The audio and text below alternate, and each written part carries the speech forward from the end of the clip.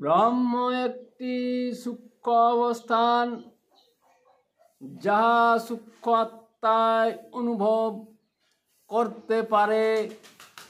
আত্মাকে সূক্ষ্ম অবস্থায় পরিণত করা যোগীর অনুশীলন করা।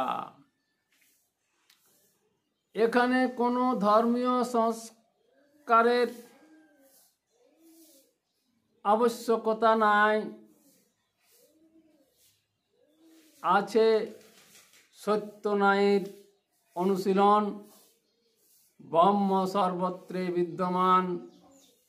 প্রাণীকুল, প্রাকৃতিক গাছগাছালি সংরক্ষণে ব্রহ্মযোগে প্রচলিত আছে। ব্রহ্ম একটি সূক্ষ্ম অবস্থান, যাহা সূক্ষ্ম আত্মায় অনুভব করতে পারে।